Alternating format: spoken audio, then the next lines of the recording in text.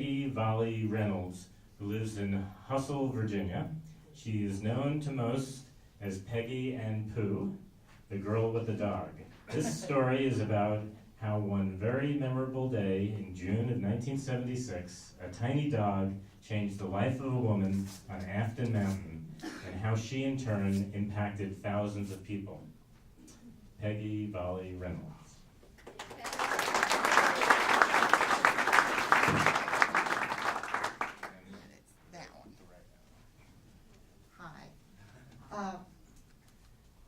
This is our group. We didn't know each other, as most of you probably didn't know each other when you started out either. I kind of like the attire of the gang of us, the ordinary shoes and just kind of interesting bicycles. So we started out on June 2nd. We went east to west. And you can't see me back there with the giant hat, but I have a dog in my basket of my bike. And there she is. When I was getting ready to go on this trip, I took my bicycle to a bicycle shop and I said I was going to ride cross country and that I was taking my dog. And I bought that basket and they said, "You can't do that. You'll never make it. You won't make it on that gigantic, heavy bicycle that it's a Schwinn varsity."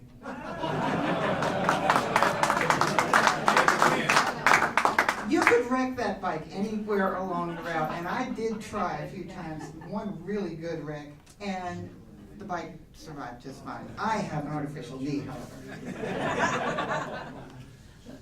I kind of like the way that the hat blows in the same direction that the ears of the dog.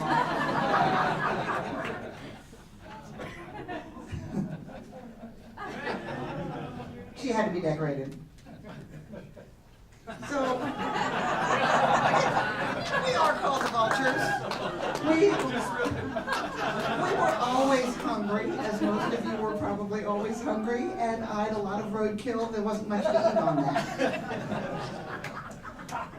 About the fourth or so day out from the trip, I came down with 24-hour trots and whatnot. I was just outside of Afton Mountain. And the next morning, I told the rest of the group they could just go. I would catch up to them. I had a map. I could read the map and I would find them. But I was walking, and I walked every inch of Afton Mountain. And when I got to the town of Afton, there was a lady who was watering her flowers. I had consumed all the water that I was carrying, and the dog's water. And the lady not only gave me water, she went up to her house and she came back with the biggest glass of ice water you've ever seen. And ice water, as you know very well, doesn't go very well with being out there all day. She wanted to know why everybody was pushing their bicycles past her house on her mountain. Where were they going? What were they doing? What is all this that's happening?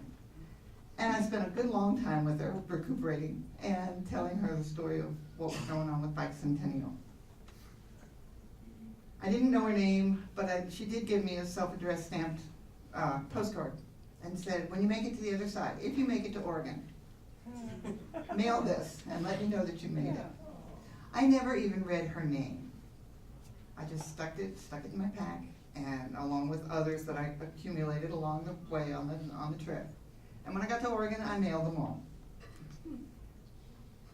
And along the way, of course, we took a few breaks here and there. Mostly to try and find out which direction to go. We navigated, I think it was 102 miles of gravel. It's all been paved over. How wonderful. Take the trip now. There were so many buildings along the way that I just felt sorry for. That these houses were abandoned and they were falling down and nobody seemed to love them. And I had fallen in love with this house in Virginia in 1962. And when I got back from my bike trip in 76, there was a bulldozer sitting outside of it. And it was going to be flattened because it was in the way of the farmer's field. And I said, "I love that house and I want to buy it." It took me 6 months to convince them that I actually was going to do something with it. I lived in that house for 23 years.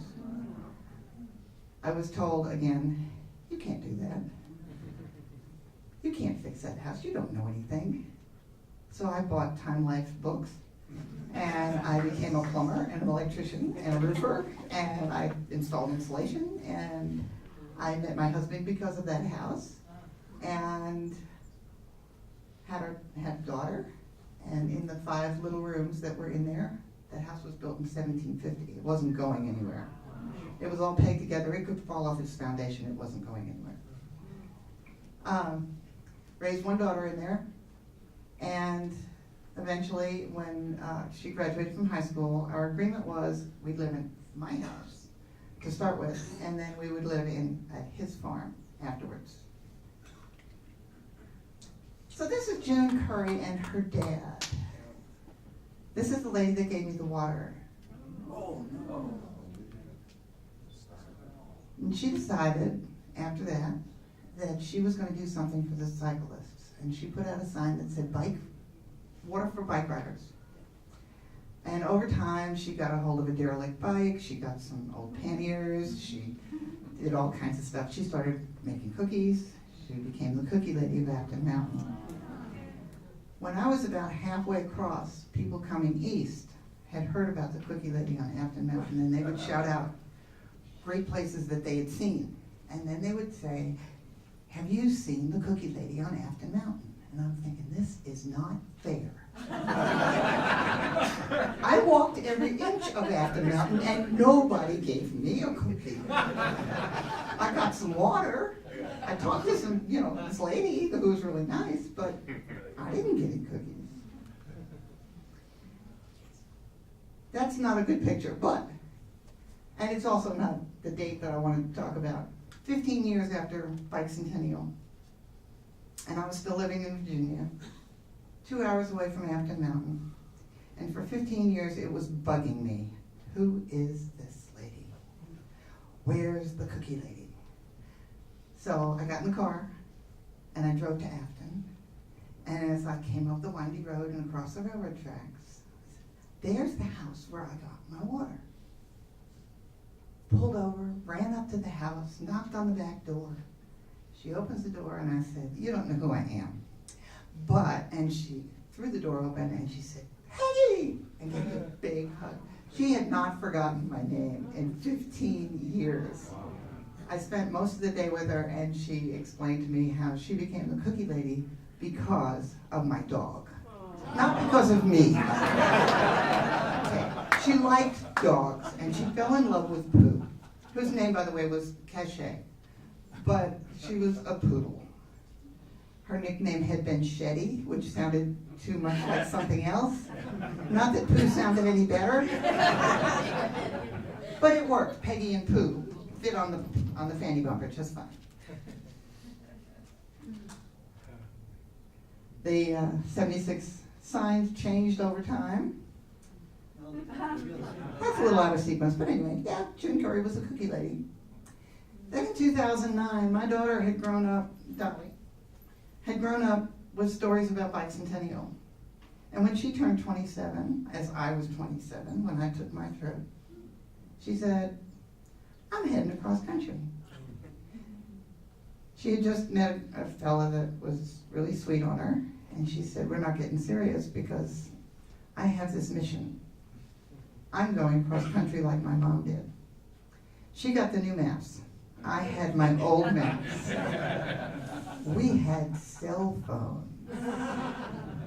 And her route in 2009 wasn't any different than ours, except it was paved in most places. So we could talk every night, and I could say, tomorrow you're going to pass this place in Kansas where there's a spring on the side of the road, and you can get a drink of water, and if you see somebody coming, fill your water bottle and squirt them. We had a wonderful water fight. The spring was there, it was dry. She, like me, she had to go see the cookie lady. But she had met her when I took her to meet June when Dolly was 8 years old, and riding a bicycle and doing fundraising with me on the MS bike rides. So Dolly had been on the bicycle for a long time by the time that she went to meet June and actually see her on her Transamerica trip. And when she finished, that's what she did. But she did that on every single state crossing. So she has pictures of, welcome to Kentucky, and she's upside down. Oops. June got older, and she kept the bike in going. Oh no. And then in 2012, June died. One of my group let me know that June had passed away. I had been going up there almost every year after I found out who she was to help with the bike in, refinish floors, paint the kitchen, get the grease out, take her shopping. She didn't drive a car. And there were essentially no cyclists at her funeral. This is the bike in. These are today's pictures, and a lot's missing.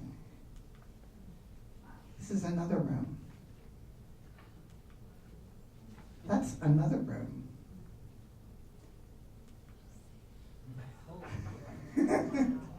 She saved every letter, every postcard that anybody ever sent her, every newspaper article that was ever written about it.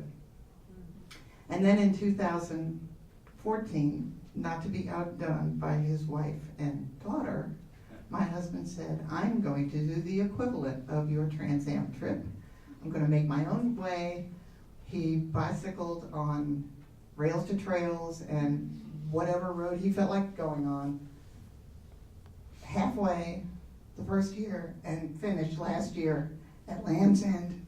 That's at Homer Spit, Alaska. That was awesome. It was fun.